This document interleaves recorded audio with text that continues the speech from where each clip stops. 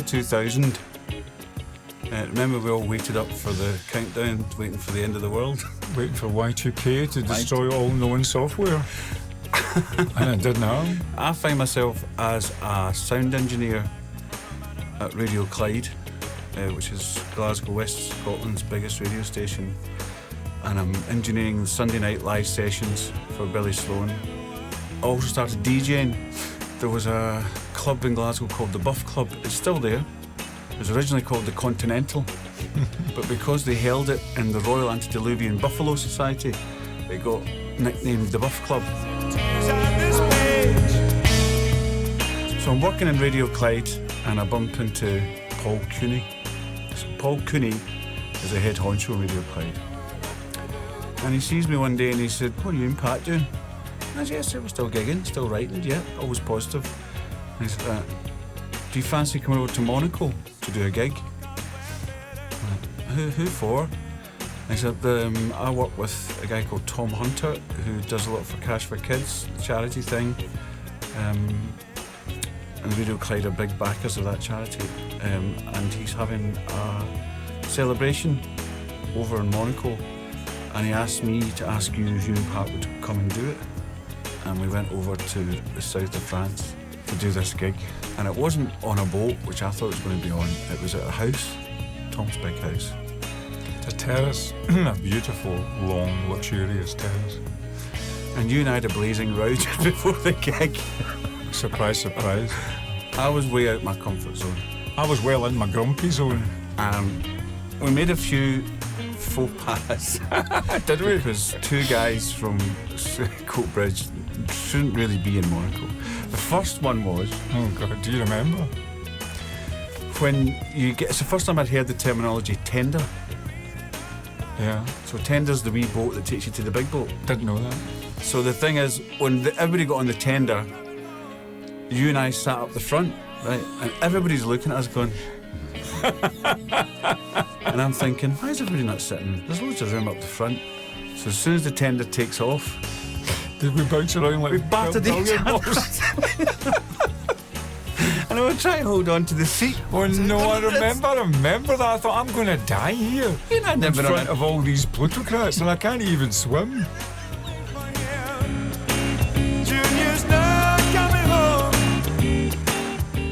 So in 2001, we both start working with orchestras more and more. Yeah. Not together. No, not together. Not in the same capacity. On their own wee different paths. But Tommy Smith is building the Scottish National Jazz Orchestra and putting a shift in to get it into some shape and form. So he approached me and says, "Would you like to get involved? I need it to sound good, Greg. I want it to sound good." I said, "Yeah, okay then." And even just get involved in the sort of setting up of the gigs. Mm-hmm. Tommy's doing everything else, but I'm just making sure the gigs look good and sound good. And God, he was aiming high. The first thing I recorded for them was they did a version of Miles Ahead with Ingrid Jansen playing trumpet. And I remember setting up all the recording equipment and we got a fabulous recording. So that was my capacity with orchestras. Yours? Well, I was beginning to go into this space of being a jazz singer with a big band, and that was because of the Bandzilla thing, Richard Niles, lots of opportunities to do it in different parts of the world. And I must admit, I held off. There was talk of doing a record, there was talk of recording these tracks, because I thought, I don't know if I want to be in a retro space making music that's having the same kind of career as Harry Connick Jr. or Michael Bublé. People have often said to us or said to me, you should be out singing a big band. And I had the opportunity and I pulled back from it because I don't know whether it was because I felt as if you and I had quite a lot of unfinished business. But I wasn't prepared just to nail myself to that genre. It was a great experience. There is no better experience, or there's not many that compare with singing in front of a 35-piece big band, playing classics, new songs with great arrangements. I mean, it's got a power and an energy that's addictive. It is addictive, but it's also limiting. So I think I was holding off And I did hold off. I didn't do the records. I didn't take any of the bigger gigs that were offered in Europe and America. I said, no, I'm going to keep a bit more space open for music with my brother, basically. And then you come back to me saying, can we do a big band record? Can we do a big band Yeah, record? That... Pat, nobody gets paid for big band records. Yeah, exactly. Once you get all the way around to the triangle player, there's nothing left.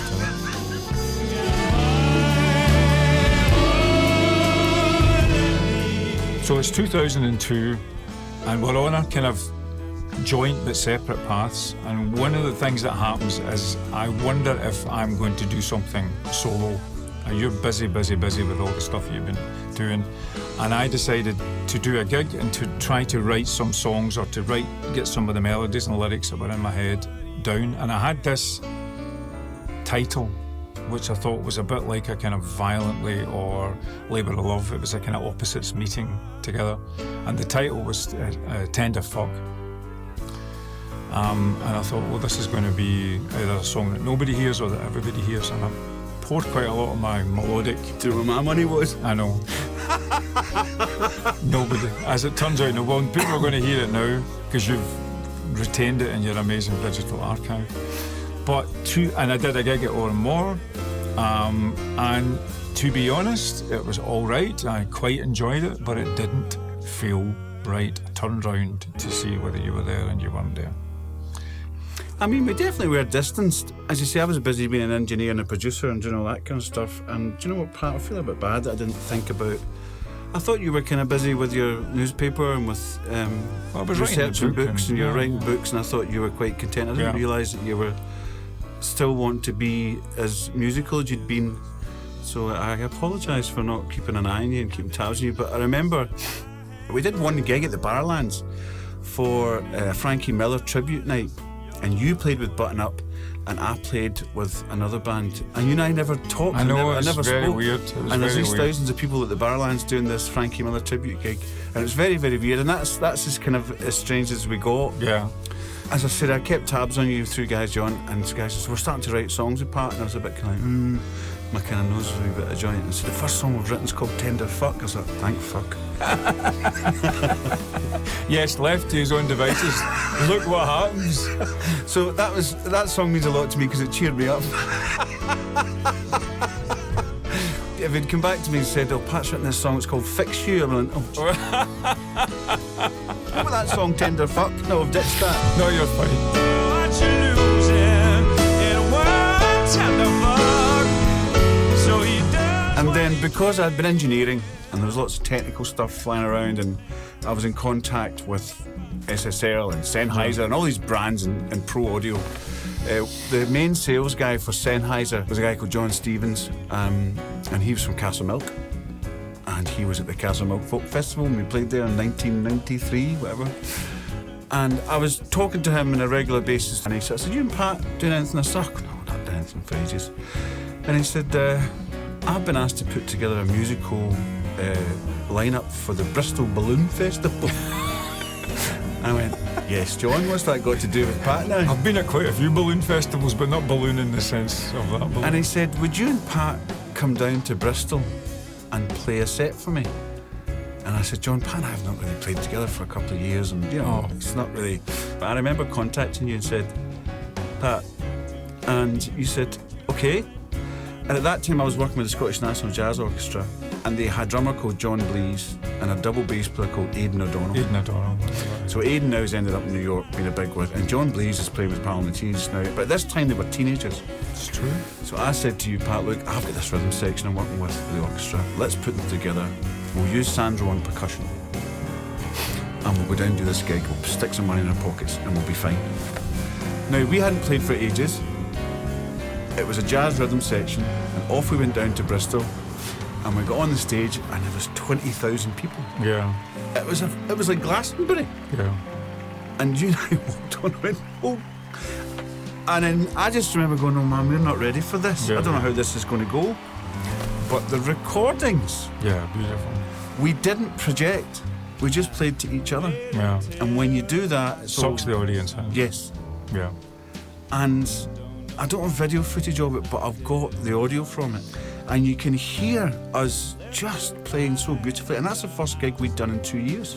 Do you know what was also remarkable about that gig is that you're playing in front of a sun-kissed audience of 20,000 people, and right above you is 100 different-sized, multicoloured, gigantic balloons floating in all directions, and you're sort of thinking, am I in a sort of science fictional moment here? Because I've never seen anything so beautiful and stirring and optimistic and joyful, and we're having a ball on stage. It's one of the most memorable, it's one of the things I'll remember about the music business to the day I die. It was that gig.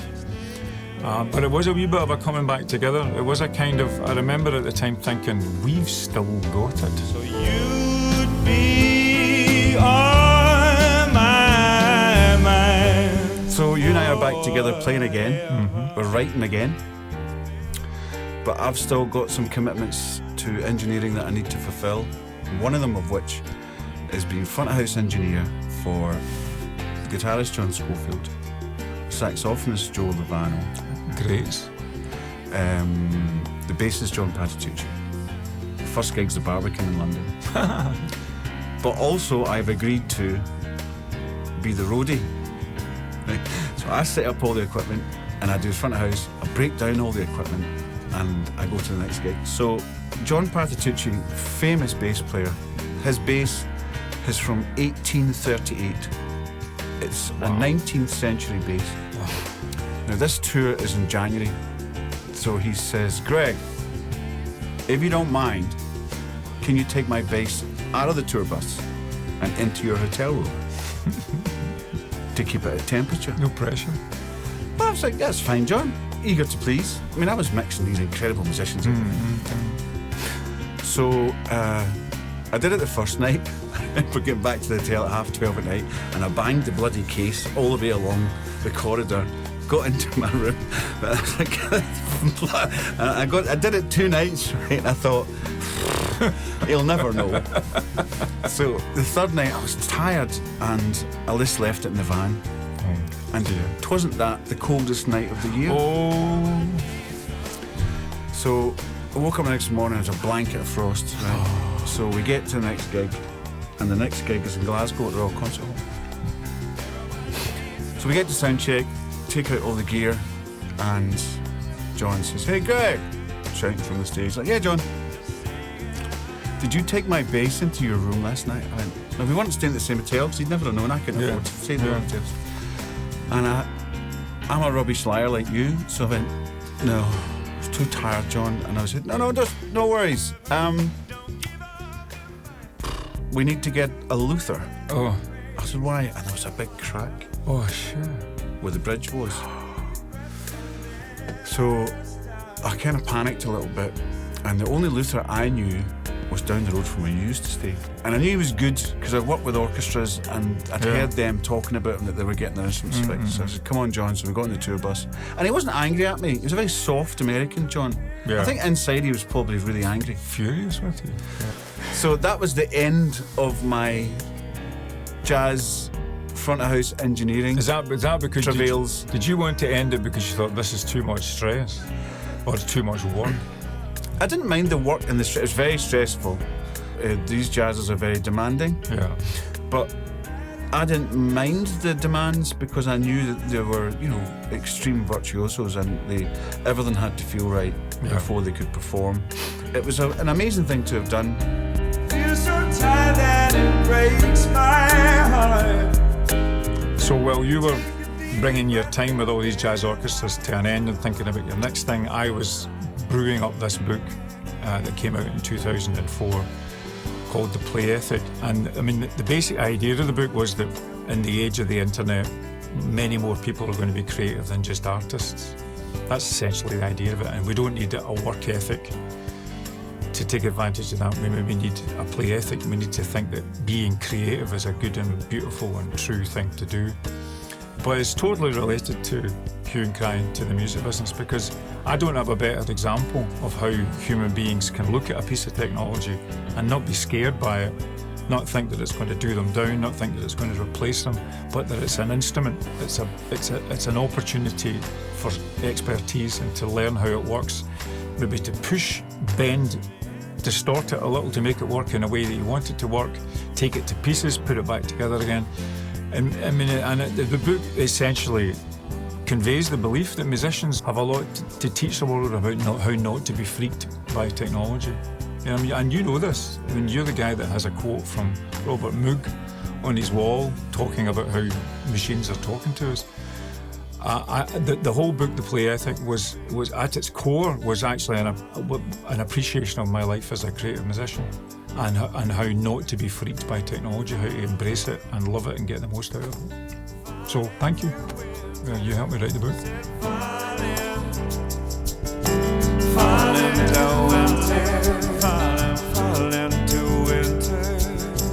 Fall into